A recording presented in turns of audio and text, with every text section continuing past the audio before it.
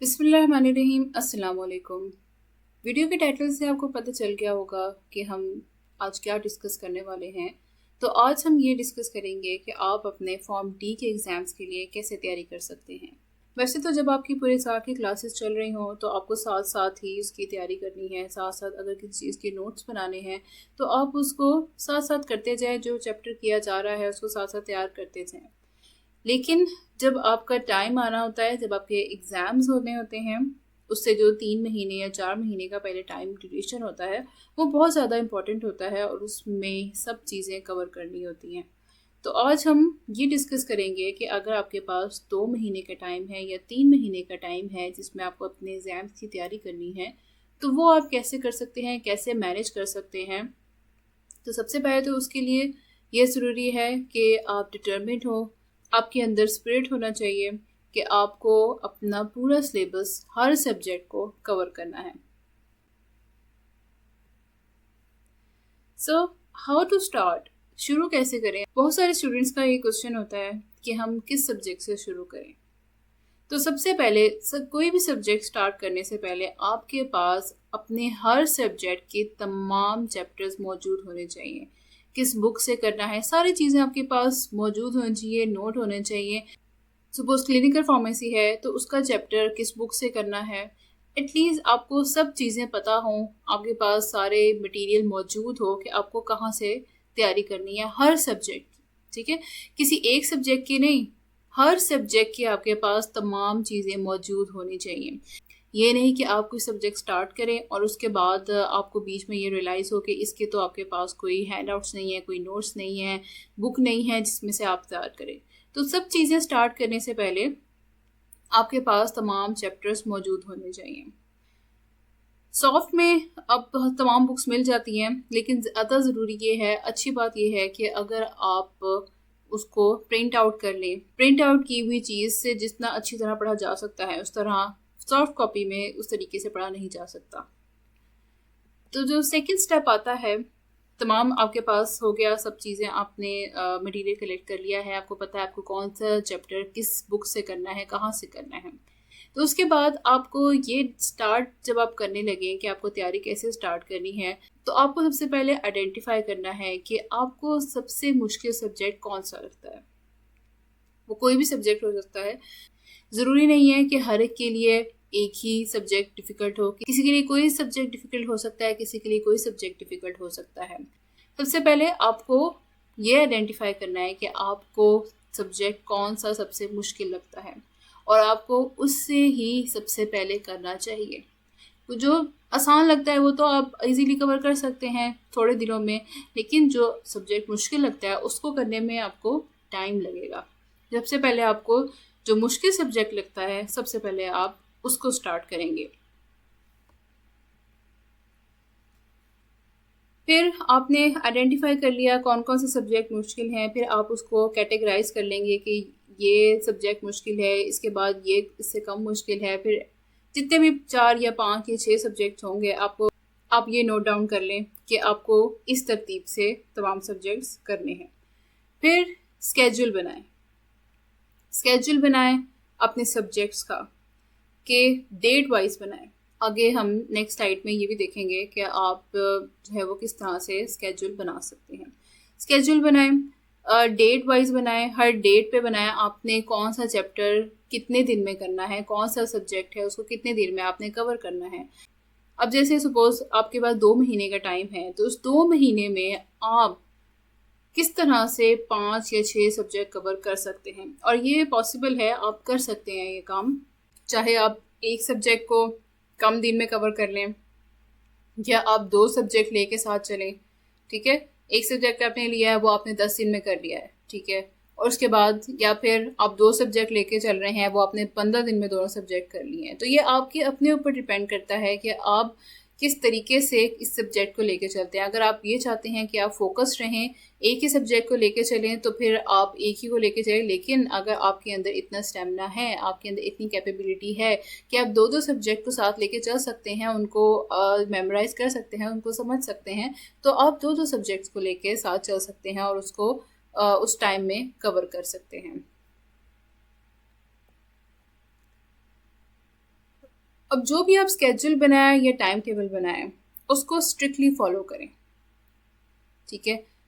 ये नहीं है कि बीच में आप किसी भी रीज़न, कोई भी रीज़न हो सकती है, आप खुदा न खास्ता बीमार हो सकते हैं, कहीं जाना पड़ सकता है, तो इसका मतलब ये नहीं है कि आप उस चीज़ को छोड़ दें, आप अपने आप को लूज़ कर लें। उसको स्ट्रिक्टली फॉलो करें। जब आपने एक स्केड्यूल बना लिया है तो उसको पूरा करें, और अगर कोई कमी रह गई है एक दिन में तो उसको अगले दिन पर लाजमी कवर कर लें। जब तक आप अपने आप को नहीं समझाएंगे, जब तक आप अपने आप के ऊपर सख्ती नहीं करेंगे, तब तक आप इस स्केड्यूल को फॉलो नहीं कर सकेंगे जो आपने बनाया है। तो इस अपने लिए जो चीज़ कर रहे हैं, आपने स्केड्यूल या टाइम टेबल बनाया है, उसको फॉलो करवाने के लिए आपको अपने ऊपर सख्ती करनी पड़ेगी। कोई टारगेट रखें अपने लिए कि मैं इतने टारगेट में, ये 2 या 3 घंटे हैं, इतने में मैं ये काम पूरा कर लूँ, उसके बाद फिर मैं कोई और काम करूँ, ठीक है। ज़रूरी नहीं है कि आप सारा दिन पढ़ते ही रहें, बीच में आप अपने माइंड रिलैक्स करने के लिए आप कुछ देख भी सकते हैं, कुछ टाइम अपना आप अपने घर वालों को दे सकते हैं, कहीं जा सकते हैं। लेकिन ये है कि आपको अपना टारगेट पूरा करना है। एक दिन में आपने जितना टारगेट रखा है, उस टारगेट को आपने उस पूरे दिन में कंप्लीट करना है। चाहे आप वो सारा दिन लगा के पूरा करें, चाहे आप वो आधे दिन में वो पूरा कर लें और बाकी का आधा दिन आपका फ्री होगा, आप उसमें कोई भी और काम कर सकते हैं, या फिर आप कोई अपना एक्स्ट्रा सब्जेक्ट भी उसमें कर सकते हैं। अब है हाउ टू मेक स्केड्यूल। अब मैंने पहले बताया कि स्केड्यूल आप बनाएं, टाइम टेबल बनाएं, तो अब स्केड्यूल आप बनाएं कैसे? ये एक सैम्पल है कि आप किस तरह से एक स्केड्यूल बना सकते हैं, ठीक है। डेट वाइज बनाएं, और अगर आप एक सब्जेक्ट करना चाहते हैं, यहाँ पर मैंने 2 सब्जेक्ट लिखे हैं, अगर आप एक सब्जेक्ट करना चाहते हैं तो आप उस पर फोकस करें। अगर आप 2 सब्जेक्ट को साथ लेकर चलना चाहते हैं तो आप उस हिसाब से स्केड्यूल बनाएं कि एक दिन में आप एक सब्जेक्ट के कितने चैप्टर कर सकते हैं, ठीक है। फिर ये जो मैंने डेली की बात की है यहाँ पे, ये आखिरी कॉलम में, डेली बेसिस पे भी आपको एक चीज़ करनी है। अब ये जो सब्जेक्ट की बात है, ये तो इसलिए है कि आपने एक सब्जेक्ट लिया, 10 दिन में आपने वो सब्जेक्ट पूरा कर लिया, उसके बाद आप नेक्स्ट सब्जेक्ट पे आ जाते हैं कि उसको 10 दिन में पूरा कर लिया, ठीक है। ये चीज़ें चलती रहती हैं। अब डेली बेसिस पे आप क्या कर सकते हैं? बहुत सारे स्टूडेंट्स अपने ये मुश्किल जाहिर करते हैं कि उनको क्लासिफिकेशन नहीं सही याद रहती, उनको ऑर्गेनिक केमिस्ट्री या मेडिसिनल केमिस्ट्री के स्ट्रक्चर्स याद नहीं रहते हैं, उनको फोरेंसिक फार्मेसी के सेक्शंस याद नहीं रहते हैं। तो इसका एक आसान सा हल ये है कि आप डेली बेसिस पे उन क्लासिफिकेशन को, उन स्ट्रक्चर्स को, उन सेक्शंस को एक दफ़ा अपनी नज़र से गुजार लें। मैं याद करने की बात नहीं कर रही हूँ, मैं सिर्फ उनको देखने की बात कर रही हूँ।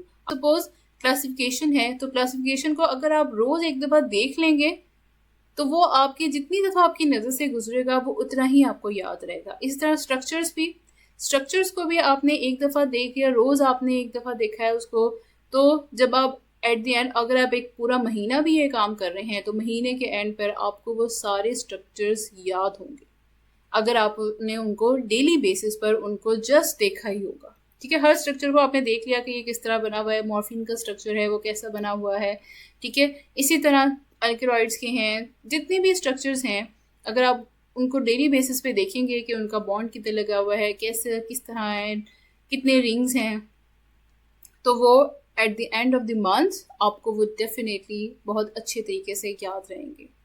जब आप चैप्टर की तैयारी कर रहे हों, जब आप सब्जेक्ट की तैयारी कर रहे हों, सपोज मेडिसिनल केमिस्ट्री या ऑर्गेनिक केमिस्ट्री की तैयारी कर रहे हों, तब आप उन स्ट्रक्चर्स को ड्रॉ करके देखें। जैसे मैथ और स्टैट्स में आप जब तक आप उसको लिख के नहीं देखेंगे आपको वो याद नहीं रह सकता। इसी तरह जब आप स्ट्रक्चर्स की तैयारी करें तब भी उनको लिख के देखें। एक दफ़ा लिख के देख लेंगे, उसके बाद जब आप डेली बेसिस पे उन स्ट्रक्चर्स को जस्ट एक दफ़ा देख लेंगे तो वो आप लोगों को याद रह जाएंगे।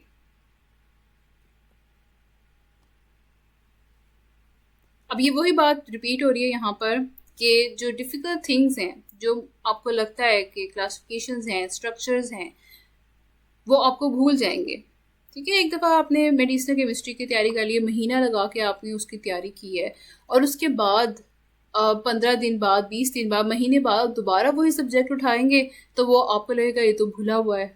तो उसका हल यही है कि आप डेली बेसिस पर उसको, चीज़ों को रिवाइज करें। अब बात यहाँ पर ये आती है, मुश्किल ये है कि अब फिर दोबारा सब बुक्स खोलेंगे, तमाम जो चैप्टर्स हैं बुक के वो खोल खोल के दोबारा से क्या आप डेली बेसिस पर ये काम करेंगे? तो ऐसा नहीं है। इसके लिए आपको थोड़ी सी एफर्ट करनी पड़ेगी कि आप डेली बेसिस पर किस तरीके से चीज़ों को रिवाइज कर सकते हैं, चाहे वो क्लासिफिकेशन हो, चाहे वो स्ट्रक्चर्स हो। तो सबसे पहले काम आपने ये करना है कि आपको एक ब्लैंक पेज या चार्ट लेना है। ठीक है, कोई भी ब्लैंक पेज, वाइट पेजेस मिल जाते हैं इजीली, या फिर कोई चार्ट ले लें। उसके ऊपर आपने जो भी मुश्किल लग रहा है आपको, क्लासिफिकेशन मुश्किल लग रही है वो लिख लें, या स्ट्रक्चर्स हैं वो लिख लें। और ये कोशिश करें कि जो भी आप स्ट्रक्चर्स लिख रहे हैं, चाहे आपके वो स्ट्रक्चर्स 50 हों, वो 50 के 50 स्ट्रक्चर्स आपके 1 या 2 पेजेस पर कवर हो जाने चाहिए। क्योंकि जब आप डेली बेसिस पे उसको रिवाइज करना चाहेंगे तो एक आध पेज होगा तो आप इजीली उसको पकड़ लेंगे, उसको देख लेंगे, या कहीं पे लगा होगा तो आप जस्ट उसको एक दफ़ा देखेंगे, सब स्ट्रक्चर्स को देख लेंगे, तो वो आपके लिए ईजी हो जाएगा। लेकिन अगर ज़्यादा पेजेस होंगे, कोई 10 पेजेस पे आपने स्ट्रक्चर्स बना लिए, तो वो फिर आपको खुद भी बर्डन लगेगा। तो इस तरह एक पेज पर एक ब्लैंक पेज लें, उसके ऊपर छोटे छोटे जो है वो स्ट्रक्चर्स बना लें, और उसको फिर आपने क्या करना है, किसी भी दीवार पे या अपने कमरे की डोर पे किसी ऐसी जगह लगा लें जहाँ पर आपका जो है वो नज़र पड़े और आप फ़ौरन से उसको देख लें। नहीं तो आप स्पेशली उसको जाकर कहीं पे लगी भी होगी तो आप वहाँ पे खड़े होके इजीली आप उसको देख लेंगे, और आप ये नहीं कि कहीं दराज में पड़ा है या आपकी किसी फाइल में पड़ा है तो आप उसको निकालेंगे, वो आपको भूल भी जाएगा। कहीं पे लगा हुआ होगा, किसी दीवार पर, किसी दरवाजे पर, किसी अलमारी पर, तो क्या है, आप गुजरते गुजरते आपको याद आएगा कि अच्छा ये मैंने रिवाइज करना था, तो आप उसको एक दिन में एक दफ़ा उसको रिवाइज कर लेंगे। और उन पेजेस को आपने डेली बेसिस पर करना है, क्योंकि जब तक आप उसको डेली नहीं देखेंगे, यहाँ पर मैं याद करने की बात नहीं कर रही हूँ, यहाँ पर मैं आपको देखने की बात कर रही हूँ, थोड़ा जस्ट रीड आउट करने की बात कर रही हूँ। ठीक है, तो क्लासिफिकेशंस को, स्ट्रक्चर्स को एक ब्लैंक पेज पे लिखें या चार्ट पे लिखें, छोटा छोटा करके लिखें, उनको समराइज करें, और फिर डेली उनको देखें। डेली उनको आप रिवाइज करेंगे, देखेंगे, तो वो आपको at the end of the month आपको वो अच्छी तरह से याद होंगे। एक महीने में भी नहीं हो रहा तो आपके पास 2 महीने में तो आपको ये अच्छी तरह से चीज़ें याद रह जाएंगी, अगर आप ये डेली बेसिस पर इन चीज़ों को रिवाइज करते हैं। इसी तरह फोरेंसिक फार्मेसी में भी, वहाँ पे कुछ सेक्शन आप लोगों को डिफिकल्ट लग रहे हैं तो आप उसको डेली बेसिस पर उनको रिवाइज कर लें। अपना टाइम डिवाइड करें कि इस टाइम में मैंने ये चीज़ें रिवाइज करनी है। सेकंड स्टेप जो आ रहा है वो है टाइम टेबल का, कि आप अपना टाइम किस तरह डिवाइड कर सकते हैं। ये एक जस्ट एक एग्जांपल है, आप अपनी मर्जी के हिसाब से भी इसको एडजस्ट कर सकते हैं। ये बस एक तरीका है कि किस तरीके से आप अपना टाइम को इजीली डिवाइड कर सकते हैं। ये एक सैम्पल है।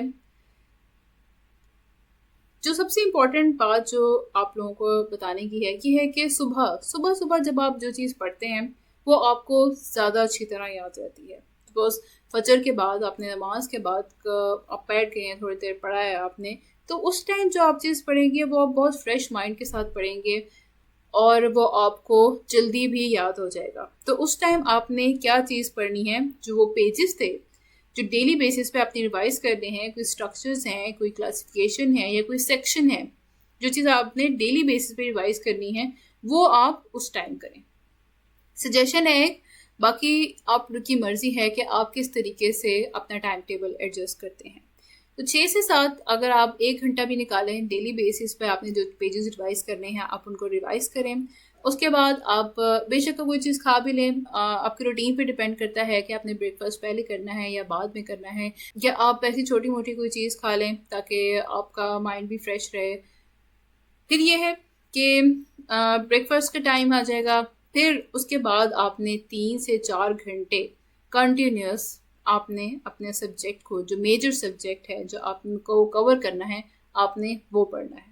ठीक है, वो सपोज 8 से 1 बजे तक है, आपने जो है वो बीच में अगर आपने कोई चाय भी पीनी है तो ठीक है, आप कुछ खा पी सकते हैं बीच में। फिर ये है कि तो 1-2 घंटे आप जो है वो ब्रेक ले सकते हैं, जिसमें आप लंच करें, नमाज़ पढ़ें। अगर आप थोड़ा सा कैलूला करना चाहें तो वो भी कर सकते हैं। उसके बाद 3 बजे से 7 बजे तक आप अपना सेकंड सब्जेक्ट उठा लें। या अगर आप एक ही सब्जेक्ट करना चाहते हैं तो सुबह जैसे 8 से 1 बजे तक एक सब्जेक्ट किया है, 3 से 7 बजे तक भी आप इसी सब्जेक्ट का और चैप्टर कर लें। तो ये आप पे डिपेंड करता है कि आप किस तरीके से चीज़ें डिवाइड कर रहे हैं। उसके बाद 7:30 से 8:30 तक अगर आपकी सब चीज़ें, आपका जो टारगेट है वो पूरा हो गया है, तो एक ऑप्शन ये है कि आपके पास जो टाइम बच गया है आप उसमें जो आप सब्जेक्ट्स को रिवाइज कर लें। जो भी है सब्जेक्ट 1 और सब्जेक्ट 2 आपने पढ़ा उसको आप एक दफ़ा रिवाइज कर लें, या फिर किसी को उसका टेस्ट दे दें अपने घर में भी, या अपने आप को भी आप एक कोई क्वेश्चन लें, दोनों सब्जेक्ट में से कोई एक ही क्वेश्चन ले लें और फिर आप उसका टेस्ट करें, लिख के देखें कि आपको की तैयारी कैसी हुई है, किस हद तक आपने तैयार कर लिया है। ठीक है। या फिर आप जो आप डेली बेसिस पे चीज़ें रिवाइज कर रहे हैं, स्ट्रक्चर्स हैं, क्लासिफिकेशन है, उनको भी लिख के देख सकते हैं। फिर ये भी हो सकता है कि कोई ऐसा सब्जेक्ट है जो आपको लगता है कि अगर आप इसमें गैप दे देंगे तो फिर वो आपके लिए मुश्किल हो जाएगा दोबारा से उसको याद करना। जैसे फोरेंसिक फार्मेसी है, तो फोरेंसिक को आप कंटिन्यू रखें। ठीक है, रोज़ उसके सेक्शन याद करें, रोज़ उसको साथ साथ लेके चलें। ठीक है, बेशक आप 3 सब्जेक्ट साथ ले लें एक दिन में, कि 8 से 1 बजे तक एक सब्जेक्ट किया है, 3 से 7 बजे तक दूसरा सब्जेक्ट किया है, उसके बाद 8:30 से बेशक 9 बजे तक आप जो है वो फोरेंसिक आपने कर लिया, आपने 2 सेक्शन किए, 3 सेक्शन किए।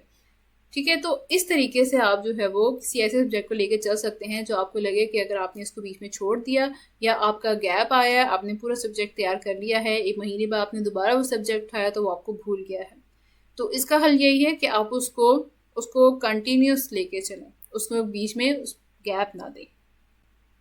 और जो मोस्ट इम्पॉर्टेंट बात ये है कि अपनी हेल्थ का ख्याल ज़रूर करें।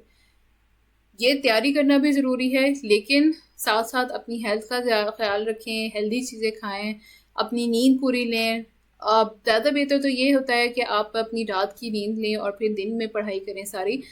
लेकिन जैसे कुछ होते हैं स्टूडेंट्स, वो रात को ज़्यादा सही तरीके से पढ़ सकते हैं, तो वो डिपेंड करता है उन पर, लेकिन बेहतर यही होता है कि आप रात की नींद लें। ठीक है, तो ये चीज़ें हैं, ये एक सैम्पल है कि इस तरीके से आप अपना टाइम एडजस्ट कर सकते हैं। बनाने की ज़रूरत नहीं है, आप खुद अपने माइंड में कैलकुलेट कर लें कि इस टाइम तक मैंने ये सब्जेक्ट कर लेना है, फिर इसके बाद मैंने ये करना है। तो एक दिन जब आप सुबह उठें तो आपके माइंड में पूरा एक टाइम टेबल बना होना चाहिए कि आज के दिन में आपने क्या क्या चीज़ें करनी है। अक्सर स्टूडेंट ये पूछते हैं कि फोरेंसिक फार्मेसी है वो याद नहीं होती, वो बहुत मुश्किल है। जब आप इस तरह से एक सब्जेक्ट को कंटिन्यूस लेके चलेंगे, उसमें आप गैप ना दें। ठीक है, रोज़ आप जो है वो फोरेंसिक का भी कुछ पार्ट रखें जो दूसरे सब्जेक्ट के साथ आपने तैयार करना है। तो जब आप उसको छोड़ देंगे फिर मुश्किल हो जाएगा उसको कवर अप करना। और ये नहीं कि 1-2 एक्ट आप कर लेंगे तो आपका पेपर हो जाएगा। आपको अपने हर सब्जेक्ट का हर चीज़ अच्छी तरीके से तैयार होनी चाहिए। आपके माइंड में ये बात होनी चाहिए कि ये जितना सिलेबस है इसको पूरा कवर करना है, किसी के आसरे पे ना रहें, अपनी मेहनत से करें।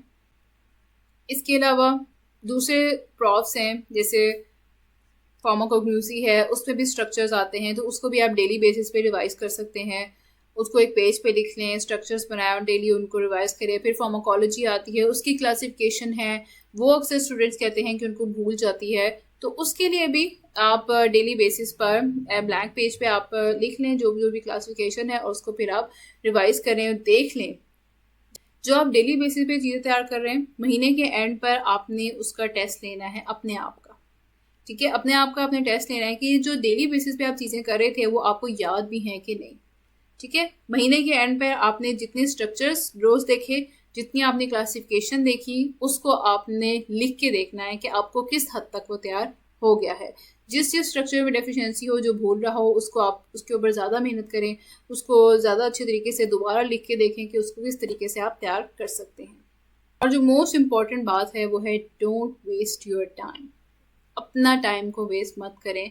अगर आपके पास 2 महीने हैं या 3 महीने हैं या 1 महीना है तो ये बहुत कम टाइम है, तो इसमें अपना टाइम वेस्ट ना करें।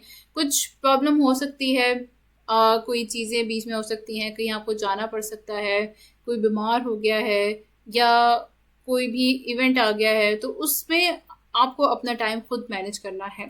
जैसे ईद है, ईद बीच में आ गई है, आपके पेपर से पहले ईद है, तो उसमें आप क्या कर सकते हैं। ऑब्वियसली ईद के 1-2 दिन तो आप बिजी ही होते हैं, तो ज़्यादा टाइम उसके लिए वेस्ट ना करें। मैक्सिमम अपने रखें कि 2 दिन ईद के जो है वो आप कोई काम ना करें, छुट्टी करें। उसमें आपके ऑब्वियसली काम बहुत ज़्यादा होते हैं, तो आप तीसरे दिन से अपनी तैयारी शुरू कर लें। अपनी तैयारी जो आपकी ईद से पहले तक हो रही थी उसको रिज्यूम कर लें। फिर ये है कि गेस्ट आ गए हैं, अब वो अनएक्सपेक्टेड है, तो उसमें भी क्या है, अगर आपका जो टाइम 1-2 घंटे उन गेस्ट के साथ लग गया है, तो आप उसी दिन उनको कवर अप कर लें। उसी दिन, जैसे अगर आपका 8 से 1 बजे तक एक टारगेट था, आपने वो पूरा करना है, बीच में जो है वो 12 बजे आपके मेहमान आ गए और 1 घंटे का आपका रहता है, तो आप वो उसी दिन वो अपना टारगेट पूरा कर लें। फिर अगर जैसे हमारे यहाँ पे काफ़ी प्रॉब्लम है गर्मियों में, स्पेशली लोड शेडिंग होती है, तो लोड शेडिंग में भी अगर रात में लाइट चली गई है, जो स्टूडेंट्स हैं रात को पढ़ने वाले हैं, रात में लाइट चली गई है तो कोई ऑप्शन नहीं है पढ़ने का, कितनी देर आप जो है वो टॉर्च में पढ़ेंगे। तो इन चीज़ों का भी ख्याल करते हुए कोशिश करें कि दिन में काम कर लें। दिन में रोशनी होती है तो आप उसमें अच्छी तरह से अपनी तैयारी कर लें। अगर आपका कोई पार्ट रह गया है तो उसको अगले दिन लाजमी उसको पूरा कर लें। मोबाइल पे अपना टाइम कम से कम लगाएं। बेशक उसमें कोई ऐप्स हैं जिससे आप एडिक्टेड हैं, कोई गेम्स हैं उसमें जिससे आप बहुत एडिक्टेड हैं, तो उनको अनइंस्टॉल कर दें। इंस्टाग्राम है, फेसबुक है, कोई मोबाइल में गेम है, तो उनको आप 1-2 महीने के लिए उनको अनइंस्टॉल कर दें। या फिर अपने ऊपर कंट्रोल रखें कि आप उन ऐप्स को जो है वो, जब तक आप अपने पढ़ाई कर रहे हैं, अपना टारगेट पूरा कर रहे हैं, तब तक आप उनको ना खोलें। यानी अपना टाइम मोबाइल पे कम से कम वेस्ट करें। इसीलिए जैसे बहुत सारे स्टूडेंट्स होते हैं, वो कहते हैं हमारे पास सॉफ्ट कॉपी में ही है तो हम मोबाइल से पढ़ें, तो वो बहुत ज़्यादा डिस्ट्रैक्शन है। बीच में कोई नोटिफिकेशन आ गया है तो आपका ध्यान उस तरफ चला गया। तो इसीलिए बेहतर यही है कि आप जो है वो हार्ड कॉपी उसको प्रिंट आउट निकालें, उसको हार्ड फॉर्म में पढ़ें, ताकि आपका मोबाइल से इंटरेक्शन कम से कम हो। क्योंकि जब आपके हाथ में मोबाइल आ जाएगा तो फिर तो आपका पढ़ाई से ध्यान कम हो जाएगा। तो टाइम आपके पास कम है और मेहनत बहुत ज़्यादा है की ज़रूरत है, तो उसके लिए इन चीज़ों का ख्याल रखें। तो अच्छे तरीके से अपना स्केड्यूल बनाएं, अपना टाइम टेबल बनाएं, उसको फॉलो करें, उसको स्ट्रिक्टली फॉलो करें, अपना टाइम वेस्ट होने से बचाएं और इन सब चीज़ों को, इन सब गाइडलाइंस को फॉलो करें। तो ये आप लोगों को इंशाल्लाह ज़रूर फ़ायदा देंगी। Good luck.